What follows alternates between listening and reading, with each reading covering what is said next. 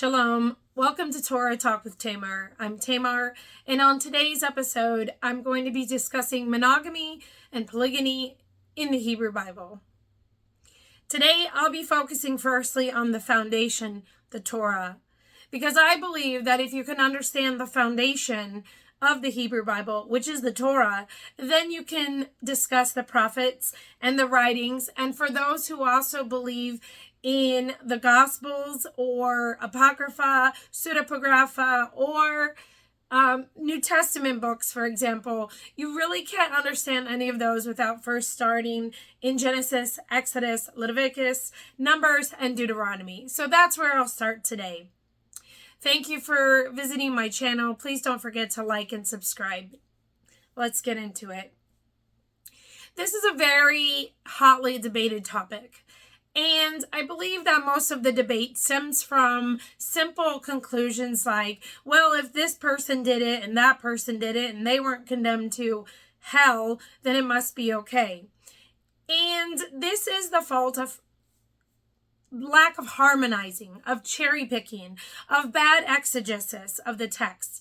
If you don't understand the Torah as the foundation and then incorporate all of the verses offered in that text, you will surely miss the mark and not understand that the law of monogamy has been the expectation of Adam kind from the beginning. And I will emphasize the term Adam kind, because this is a moral prerogative of those who come from the lines of Adam, Shem, Japheth, Shet, and Jacob and Isaac. So if you go back in the history of the Torah, the lines of Cain, Ham, and Esau all had particular curses on them that made them more prone to polygyny. And I have a paper, if you're interested, as a preface to this, to understand the different lines and their blessings and cursings in a paper I wrote called Prized, Perilous, and Prosperous Places in the Hebrew Bible. If you're not familiar with the geography and people groups of the Hebrew Bible, I recommend reading that before you watch this video so that you can understand that the moral prerogatives that developed from the line of Abraham, Isaac, and Jacob were different than the line of Cain, Esau, and Ham. And I'm kind of doing those out of chronological order, but that's okay. So again, I'll emphasize that the line of Cain was the first line to begin to engage in polygyny. And there's a reason for that, because it's a spiritual and moral perversion of what we were mandated as Adam kind from the beginning. Let's start in Genesis 1:27. In there we see that both Adam and Hava, man and woman, were made to reflect the image of Elohim. Now, in some religions, they will tell you that only the man was made in the image of Elohim, but this is not accurate. If you read the text, Elohim is speaking plural. Let us create humankind in our image. So twice there are two plural pronouns used, us and our. And therefore, one man and one woman were created, reflecting the duality of Elohim. So often it's said that the people of the book who read the Bible are a monolithic religion versus polytheistic. Not monolithic, monotheistic versus polytheistic. But we really don't have a word in English to convey the duality. In Hebrew, there are words and nouns that are dual, like lips or hands. They come in a pair. Elohim is the same. It's a duality. It's an echad. And in Deuteronomy 6:4, Elohim reveals themselves, and I'll use plural because Elohim is a plural noun, as an echad, which is interesting because in Genesis, it said that when man and woman comes together to become one, it's an echad. So we see that there's a reflection of Elohim in the personhood of Adam and Hava. There were not two men created. There were not two women created. There was not one woman and two or more men. And same thing, there was not one man and a bunch of women created, or two or three. Now, there are pseudepigrapha that say different, but I'm going to accept the text of Genesis as pure and unadulterated in telling us the story of Adam and Hava. So when we go on from Genesis 1 to Genesis 2, we get an eternal principle. Genesis 2:24. And it says, "For this reason shall a man leave his father and mother and cleave unto his wife." Now it does not say each wife. It says wife, singular. Now there are those who argue that you can cleave to each individual wife, but there's nothing in the text later that would convey that that's true. You cannot split your physical, mental, emotional, or spiritual energies with more than one person. That lends to adultery, and there's a reason why we're commanded to observe the law of monogamy. When you give your time and attention, physically, emotionally, spiritually, mentally, to one person, you can invest in that person to produce the best results. Monogamy always produces the best result. Let's take some examples in the Torah. When Hagar was introduced into the relationship of Sarah and Abraham, which was Sarah's idea, it was not possible to coexist that way. The same thing with Jacob. He was with Leah for quite some time, and even after 6 children, she named her son Levi, and she said, "Now my husband will join to me," but he didn't, because his heart and his love was with Rachel. All throughout scholastic texts, you can see that there will always be a favorite wife. That is universally experienced across the board, from scholars who have done research on polygyny from Canada to Africa to Mormonism to United States to other countries. It is physically, mentally, emotionally, and spiritually impossible for a man to split his energies between women. Even the idea of physically introducing another person into your relationship breaks this idea of cleaving between two people. So in order to be able to fulfill that eternal principle of Genesis 2:24, you have to operate within the law of monogamy. That principle given in Genesis 2:24 is universal. It never changes. It never ends. The Torah is an eternal book. And even though there are those who would say that it's obsolete or done away with, it's incorrect. Something that has always been from the beginning and can never end, just like the Creator can never end. The same with the Creator's Torah. It doesn't end. It is eternal.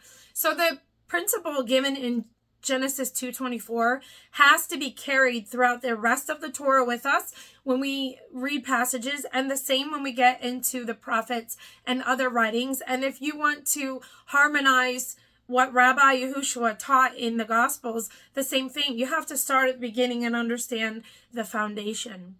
So the next thing I would point out that preserves the law of monogamy is Noah's Ark.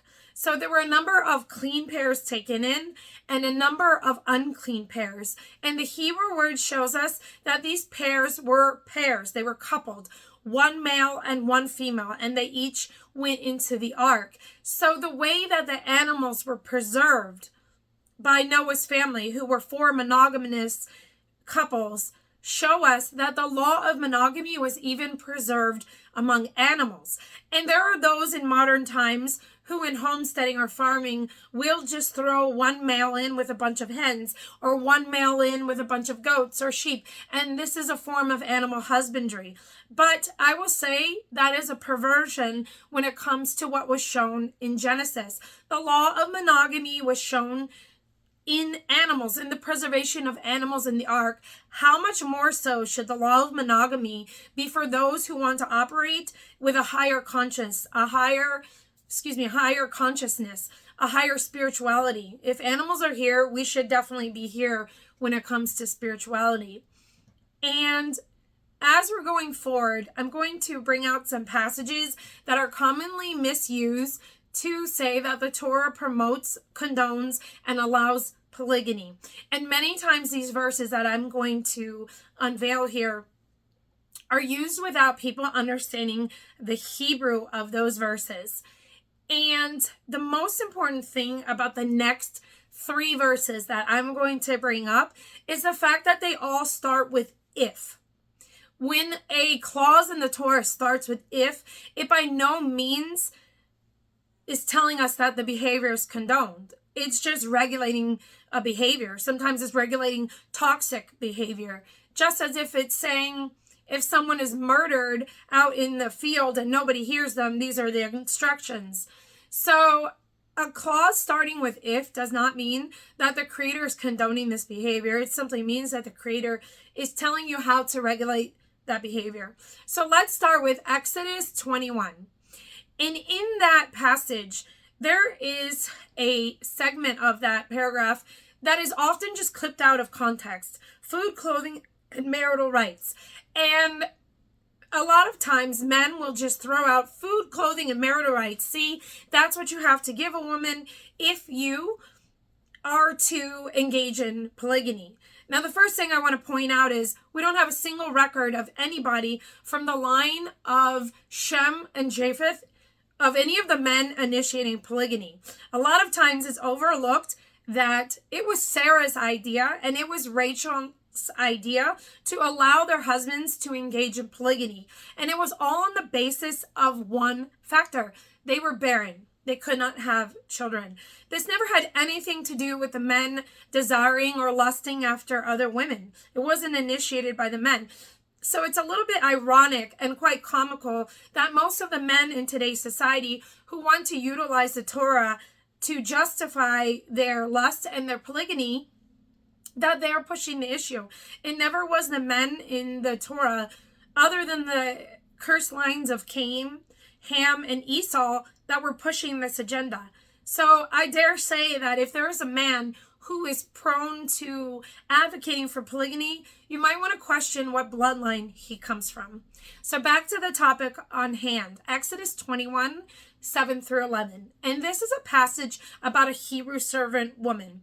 Many times the words used in there are translated to English and nobody bothers to look at the Hebrew.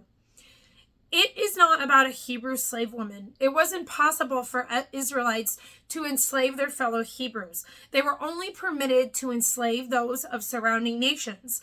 In the book of Leviticus, there is an express prohibition against enslaving other Hebrew Israelites. So that passage has to be correctly understood to mean that it's a Hebrew servant woman. The other big factor that people overlook is that the first woman never consummates the marriage with sexual relations with her master. Many times people translate the passage as married, but that's not what it actually says in the Hebrew. It says that the master is engaged to the woman. So in the Hebrew way, if you were engaged, it meant that you had not yet consummated the marriage with sexual relations. Once the issue of sexual relations came into the picture, the marriage was consummated. You moved from engaged to married. And that was the distinguishing factor between those two verbs, those two words, those two nouns.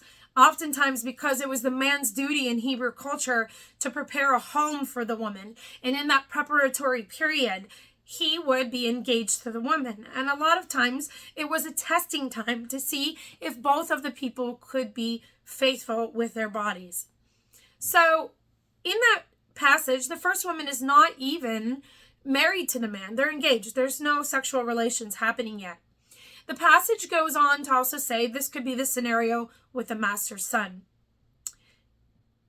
Then comes in the pickle that regulates this toxic behavior. At some point in this woman's engagement, either to the master or the son, he becomes married to another woman. He takes the woman. The Hebrew verb here changes to a famous Hebrew verb meaning to consummate a marriage, to take the woman to himself, which is contrasted with other ways in which men laid with women. There's a Hebrew verb to come into a woman. Abraham came into Hagar to have relations with her, which is like our modern equivalent in English of one night stand. There's also another Hebrew verb to denote that there's some kind of sexual perversion in two people coming together. But in this passage in Exodus, it's using the word to take, as in the intention is this man is marrying another woman. It goes on to say that the first woman who was engaged to him in the first place, when he went and married another woman, has a right to leave the situation. This is a safeguard and a protection for women to reject polygyny. Because going back to Genesis 2:24, we see that every Hebrew woman has an inherent right to the law of monogamy. Monogamy is a woman's right in Torah. And this passage is giving the woman a safeguard to exit this toxic situation.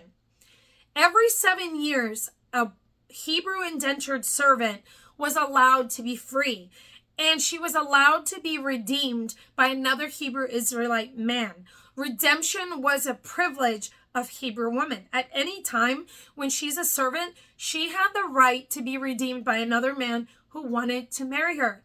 So what does the term food, clothing, and marital rights mean? Because this word used in Exodus 21, 7 through 11 to denote marital rights does not appear in many places in the Hebrew Bible. And there is no evidence that it means sexual relations. We cannot argue that it just means, well, he can't stop having as much sex with the first woman if he has another woman. So what does the passage mean? It means that she still has the right to be redeemed by another man. He has to release her from the engagement because he has dealt with her in a displeasing manner to the Lord. He has not dealt with her in a fair manner. And if he doesn't give her her food and her clothing as an indentured servant, plus her right to be redeemed, she's completely free from her indentured servanthood without having to pay anything. That's what the Hebrew text says. And muddling it in English words is intellectually dishonest. It's a bias of translators to try to manipulate the passage to condone polygyny when it does not do any such thing. It is about a woman's right to break an engagement should the man come with him or come into the situation with another woman. And I have a paper on this subject if you're interested in reading more in depth about how to dissect each of the Hebrew words. On the Error of Polygyny is the paper, and I will drop a link in the comments. Let's continue. Let's go to Deuteronomy 21, 15 through 17. This is another famous passage that is manipulated to believe by the adherents to it that there are two women in a marriage, polygynous, and one is loved and one is hated. It is utterly ridiculous to believe that a hated woman would stay married to a man. This scenario only presents itself in situations where women have little economic power, where they cannot get jobs, where they cannot have bank accounts, etc. Let's look at countries where women have had their legal rights restored that they should have had in the first place. When you observe countries where women can own cars, property, bank accounts, and have jobs, you see them leaving men who mistreat them. So I'm going to deal with this passage in an intellectually honest way and attach the hated woman as a divorced woman. And this passage is not so much about condoning a toxic polygynous relationship. Again, the passage starts with if. If this happens, this child is still protected. I encourage people to see this passage as more about protecting the child from the first marriage, because oftentimes the children of a first marriage are forgotten. This passage is about protecting the child, the firstborn of the man's loins, because in the Torah, the inheritance follows the man. There are certain things that follow the woman and the firstborn of the woman's womb, which is the priesthood. But the first of a man's loins governed the geography, and there was a reason for that, because the land determined the enlistment to the army. Because the men were enlisted into the army and given the duty of protecting the land, it makes absolute sense that the children of a man's loins would be given an inheritance. They would have an investment into that land. It makes a lot of sense when you connect the dots. So what happens here in Deuteronomy 21? It simply says that the child of the firstborn cannot be denied his inheritance because his mother is divorced. Now, many times the passage is translated if a man has two wives. But there is no is in Hebrew, and there is no is in that passage. The adjective noun construct there could just as easily be translated a man of two wives. And we don't know if these are two wives at the same time because one is economically oppressed or one of the women is divorced. And I think that's the beauty of the Torah right there. It's written as a man of two wives to encompass all scenarios. It doesn't matter if the father is divorced or they're in a toxic polygyny relationship. The inheritance still goes to the firstborn daughter or the firstborn son that came from his loins. And to add, it does not say it's only the firstborn son, it's the firstborn child. So if the firstborn is a daughter, the inheritance goes to her. The same with Deuteronomy 25, 5 through 10. This is an if clause. This is not condoning a polygyny situation. And again, we have to harmonize with Genesis 2:24. Again, Genesis 2:24 says that one man should cleave to one woman. And this is universal and eternal throughout the Torah. So when we're reading Deuteronomy 25, 5 through 10, we have to harmonize that with Genesis 2:24. The next available single male with rights to the woman, the next of kin, should marry her. And I'm emphasizing this because a lot of times people will turn away those who are interested in the Torah by saying that the Torah condones polygyny. And women with a conscience know in their soul and in their spirit that the law of monogamy should be universal and should be applied. In fact, there is a gender equality principle written in Deuteronomy in the same chapter. I don't think it's coincidence that it appears in Deuteronomy 25. And it says, "Not shall you have in your house two measures, one small and the other big." Your house includes your home. It includes a society that you build.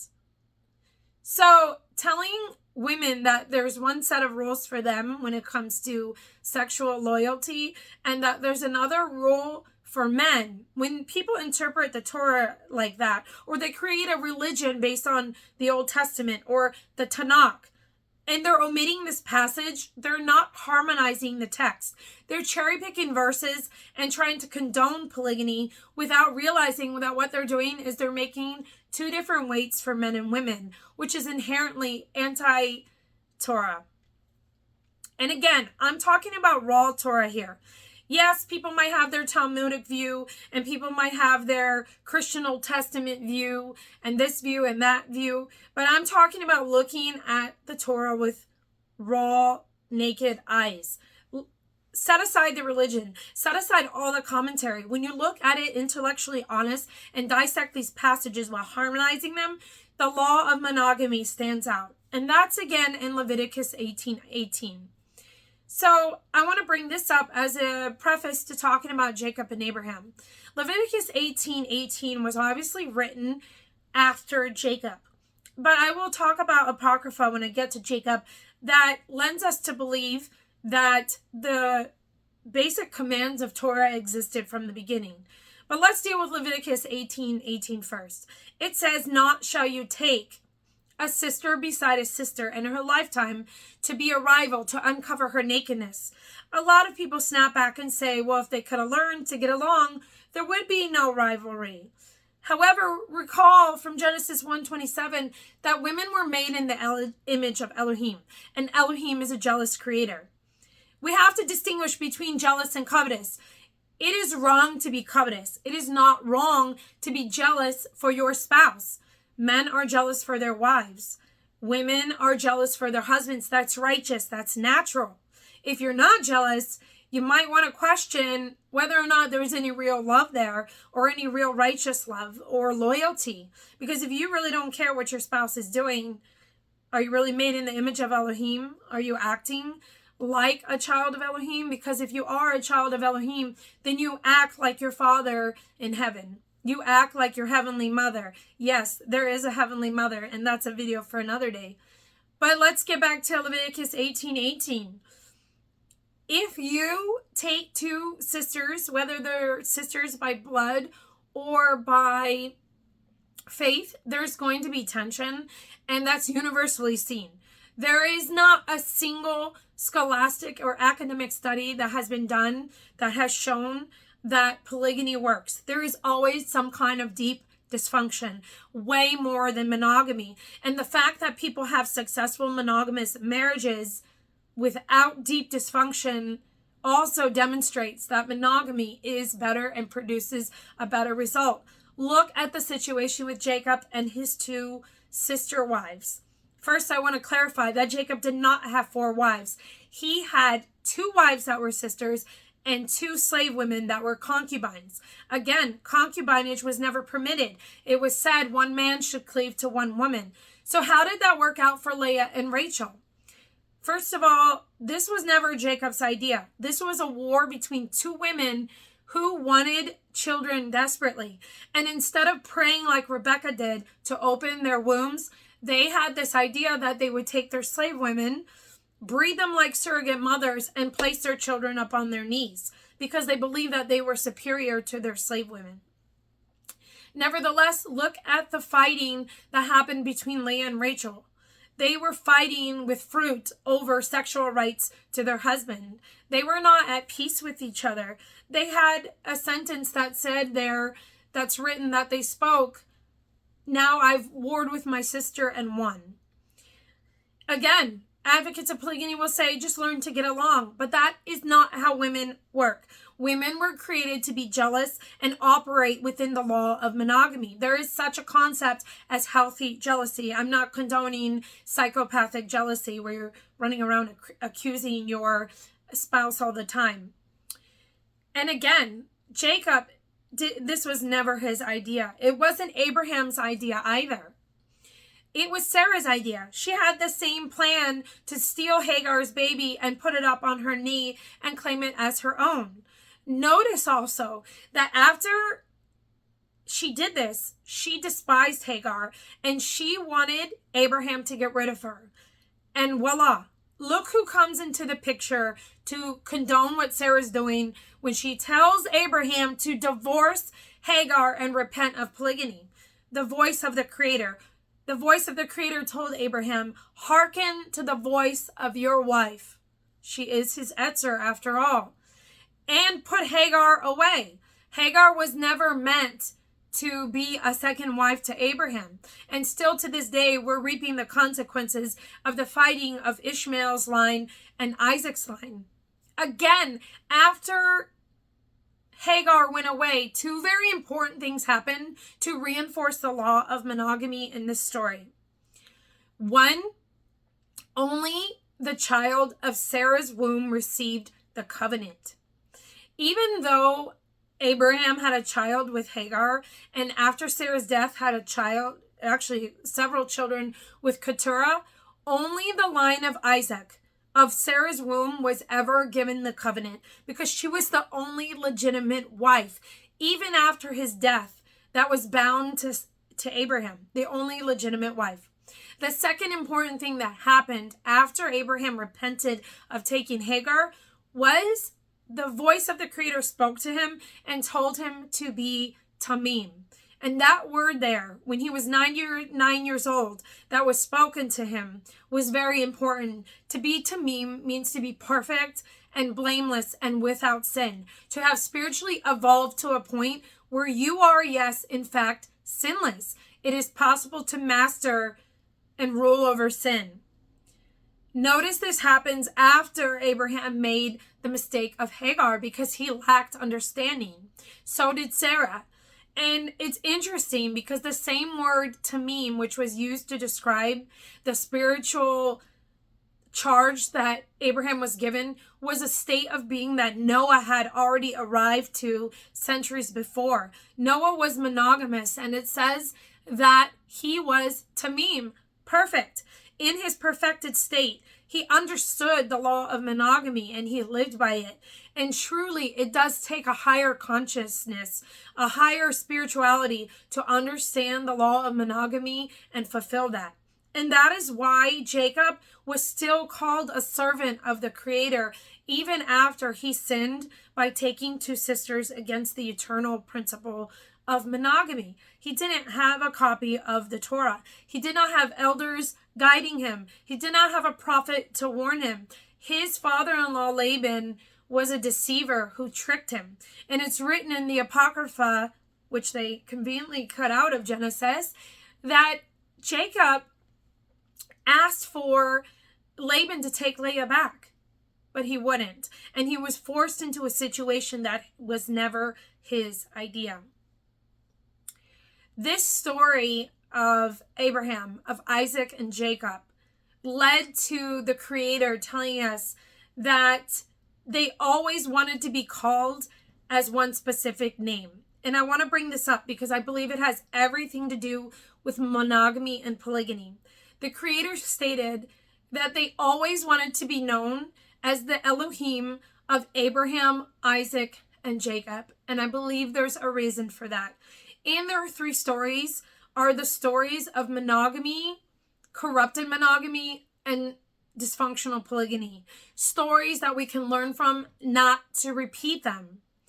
A lot of people look at what Jacob did and think, well, hey, that's the way it's supposed to be done, without using analytical skills to understand the deep dysfunction that situation produced.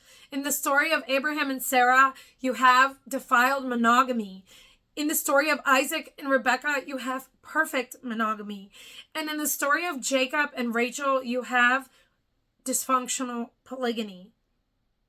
The story that is superb there is Isaac and Rebekah. Instead of using concubines or introducing other women to solve their fertility problems, they prayed to open Rebekah's womb, and it worked. Prayer truly is a way to heal infertility. It always has been. There's no justification for multiple wives on the basis of infertility. So learning from these stories, we can always remember their stories of Abraham, Isaac, and Jacob so that we don't repeat this dysfunction. Unfortunately, those who did not have a copy of the Torah throughout the history of Israel did repeat that dysfunction. And in part 2 of this series, I want to dive into the prophets who did engage in polygyny. Another fly in here. And why they sinned and why it was incorrect. Because a lot of times people say, well, David did it or this guy did it, so it must be okay, without looking into the problems that it created or recognizing that they did not have a copy of the Torah. It's commonly believed that David did have a copy of the Torah, but he didn't. It was lost between the time of the judges and King Josiah, and that's what I will get into in the next video. Thank you again for joining me. Please don't forget to like and subscribe so you can come back and join me for more discussions about the Hebrew Bible and Torah. Please feel free to leave your comments below. Shalom.